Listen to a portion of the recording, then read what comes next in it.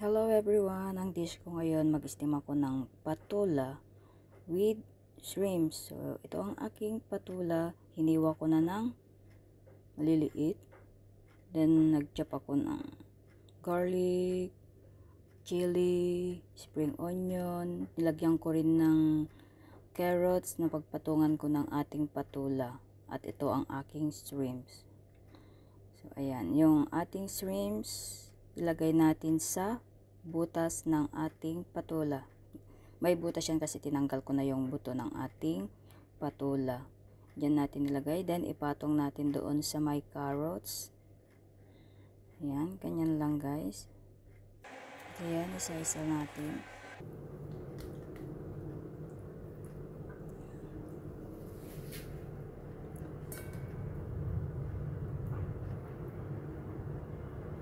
So, ayan guys. Nilagay ko na lahat. Ito na siya. Ayan.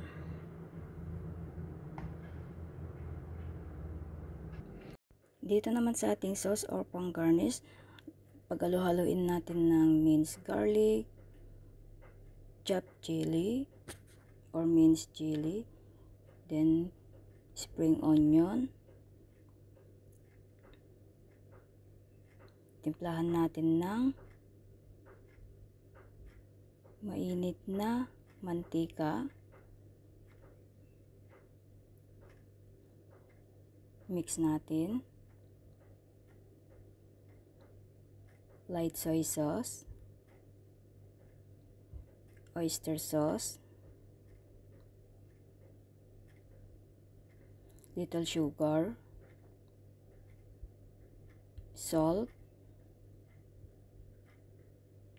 chicken powder,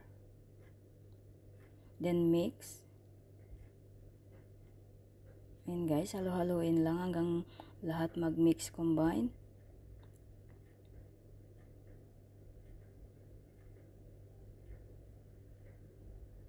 Then, ilagay natin ito sa ibabaw ng ating patula with shrimps.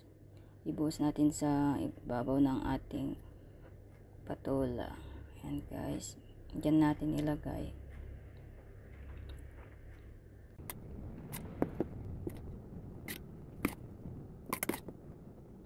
At ayan guys, nalagyan ko na lahat. Ready na rin ang ating kumukulong tubig. So, pwede na natin ilagay yung ating patula.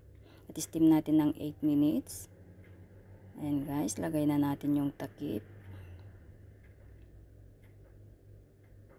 Ayan guys, ready na ang ating steam patula with shrimps. Ready na yan. So, buwasan muna ulit natin ng mainit na tubig. Then, naglagyan natin ng seasoning, pampalasa. At yan guys, ready to serve na. Thank you for watching. See you in my next video. Bye-bye.